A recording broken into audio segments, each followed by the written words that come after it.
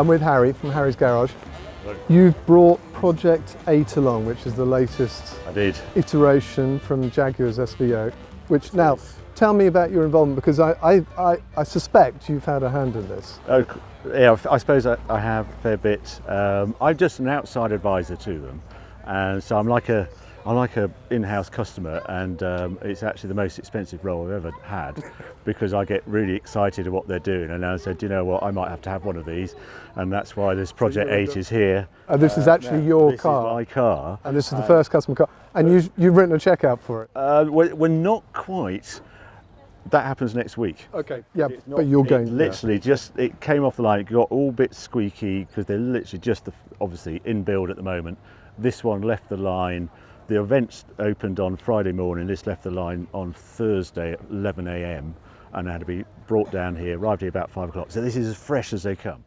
So we're at Hampton Court at the Concours, and this is its first sort of public appearance. This is the first time a customer Project 8 has been seen. So this is a world exclusive, as they were very excited about. So you've driven one on track, is it? I have. And it's fast, right? I correction actually. I've driven it a lot on road, and I've been a sack of spuds on track. I had the misfortune of being at the wrong time at the wrong place, and they were doing brake durability trials on this car, and so they just go as hard as they can, but they need a passenger, and that was me, and it was tough. It was properly tough, Mallory Park, until the brake fade, but they didn't fade, so we ran out of fuel before anything happened. So I endured over half an hour of complete craziness in this car. And you managed to keep your lunch inside somehow. It's very friendly on track. I'm lucky enough to drive some other stuff on track and things. This one is with you. You can just sense it moving around, but it is so with you. And I wasn't buying one of these cars up until that point. And then I thought, well, actually, this is really a bit of a giggle, because if you turn up at a track day, I'm lucky to have a 993 GT2. Everybody knows it's going to be quick, and there it is. Yeah. If you turn up with this, you sort of scratch your head, and then you see it hanging on the backsides of GT3s and getting a bit annoyed because they're not going quick enough. In this sort of car, I just thought it was a bit of a giggle. So it's fair to say this is going to surprise some, it's going to raise some eyebrows. Yeah, it's very well honed. The engineering have almost over-delivered, and it's a few months late, and that's the reason why. And it's a really exciting car, and then it's usable, and then I could sell it to my dear wife, because it's the 4-seater version, and it has Isofix seats in the back and all that sort of carry on. So it's a bit of a mismatch, dual role. I like to say this is the sensible, the most extreme family car that Jaguar make. So it's the biggest engine they make in the smallest car that they make. Yes, that was the basic premise of it, and then how far you can wind up a supercharged the engine, AJ133 engine. It's up to now it had 575 horsepower. Is that really the limit? Well, no, we could do this, that and the other, and then it's 600 horsepower. And I was explaining just before, being supercharged, that supercharger is eating quite a lot of horsepower to get that power to the back wheels, and the supercharger is taking 200 horsepower, so you've got roughly 800 horsepower at the crank, and that's why it's got these enormous grills at the front and the heated. It all needs that. I mean, these are real styling features. I mean, they look fantastic. They look really good. So you need that much air getting in there to cool it. And the other bit people don't quite get, this is all unique, right up to the windscreen. This is completely unique bodywork, and this had to be made out of carbon, because the only thing strong enough to have that size of hole, you couldn't make it out of a fancy plastic or anything. So that is pure carbon fibre, everything, wings, bonnet, everything to that point. So the front end here doesn't really share much in comparison in common with the standard car. And as a collector, I quite like that, because there's no way that someone can take an XE S and then say, do you know what, I'm going to turn it into a Project 8. You just can't do it. It's the wider track. The headlights have moved forward. The headlights are the same as an XE, but there's so much difference with it, and that I just love that uniqueness. But it's so well done that actually you wouldn't know that unless you had a standard car beside it to compare it. No, I think the common thing they say is the doors and the roof are the only components on this car that are the same as an XE. It just makes development, and then once you can dead it with aero, that's where it all comes about. You've got a vent from the engine. There's a little thing, because the Jaguar XE was never envisaged that it would be a 200-mile-an-hour car. And there's a little low pressure point here, so you have to vent here, and then that stops that doing naughty things at crazy speeds. Okay. it's all been huge fun. The engineers love a challenge like this because you are really pushing a boat out. And I love there's some wonderful humour in this. On these sills, Yes. side sills, there's a no step, There's no and step. actually it's on the back on the rear Yeah, on the quarter as back. well. Yeah. No step, as if it was an aircraft waiting Yeah. to take off. I love that. That was a designer, Wayne Burdiss, who's head of SVO design, and he was just looking at the aircraft on a flight, and he said no step, that and made him giggle. He said, oh, we could put those there. So that's why we've got no step on there. That's a great touch. But yeah.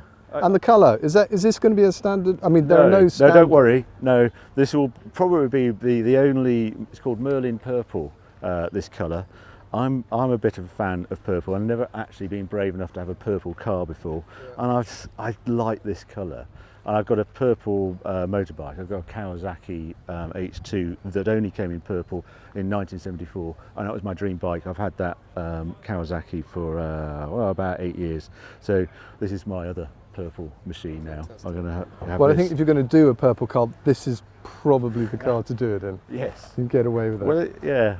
I don't know. I'm really pleased with it actually. And this again, it was the first time I'd seen this paint on this car in the sunlight. Is when it arrived here on Thursday afternoon. So it's really hot off the press. Yeah. I wonder what my grandfather would make of it. I think he would love the concept of building a high performance car out of the standard saloon. The saloon was always his ideal car that he wanted to base the company on. So I think he'd be right behind you on this. Yeah, I think it's probably the aero people get a little upset at. And there was this decision early on about this car. We wanted to make it the fastest Jaguar. Therefore, we wanted it not to be limited on speed. And quite a few other manufacturers are very clever and don't need a rear wing and don't need such a splitter because they limit the speed to 155. As soon as you go above 155, or as soon as you're trying to set a crazy lap time at Nürburgring and you're edging on 200 miles an hour, these are the sort of agendas you need, because again, your starting point isn't a car that was meant to do 200 miles an hour, so it needs a little bit of help. So this is genuinely the fastest Jaguar that's Well, it's probably always ever been? careful on that one because the fastest in top speed is the XJ220. Yeah. But it wasn't anyway. I should know its time around the Around the Nürburgring, ring. but it's about half a minute slower than this at least. I think it's around the 8-minute mark. Okay. Can't remember. I should know. But it's considerably quicker, and that's the bit where it's fastest, is that. And also, in fact, this is four-wheel drive as well, so it's got an epic, I think it's 3.2 to 60 or something like that. But it'll be around the 7 second to 100, which is a bit more relevant. Yeah, it really is quick. Yeah, there's 11 points something in standing quarter.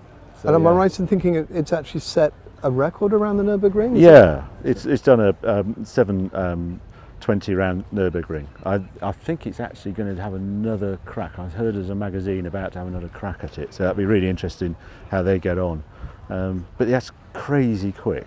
It stands the record for the four-door saloon. It's the world's fastest four-door saloon around the Nürburgring by quite a margin, 15 seconds or something. That is impressive. Yeah. That is impressive. But as I don't know what your grandfather would say to this car. It has pace, do that bit. The grace bit, it's not quite the grace that you would expect. But I don't know, I like it because it's usable. This is going to be, in theory, my sort of everyday car.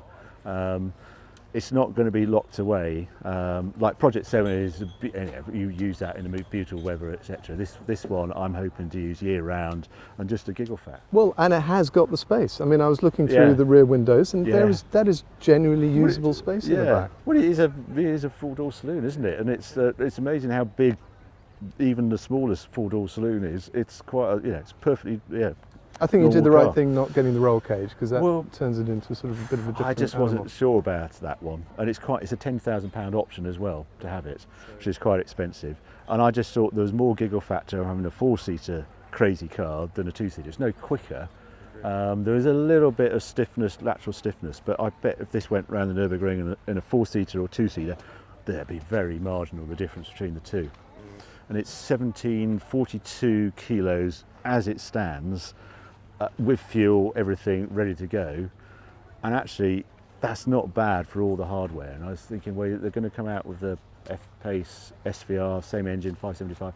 It's about 400-500 kilos lighter than that, and you sort of forget that is a dramatic difference. So it drives extraordinary when you drive this, and it's okay on the road, comfort-wise, etc. And then you press dynamic, race, and go on the track, balmy thing. So yeah. Well, Harry, Yeah. I'm loving your input into Jaguar and SVO and the vehicles that are coming out of it. I sincerely hope you're working on something else. I won't ask you about it. You probably couldn't tell me anyway. But hopefully there's more fun to come. I think the team want to get this one out the door, and then we go. Yeah, there might be a pub session or something. You don't know. There's nothing on the There's so much going on at Jaguar Land Rover, new legislation, new powertrains, etc. I'm just so glad this got signed off, and every now and then because what I keep telling the team, you're making history. You don't realise you're making history, but you are making history. And 10, 20 years time, you did what? You know, when he says 600 horsepower XE, are you joking? No, it's called a Project 8. Here it is. Yeah, and that's what I love. Well done for talking them into it. That's brilliant. No Harry, thank you very much. All right. It's a pleasure to see you. Yeah,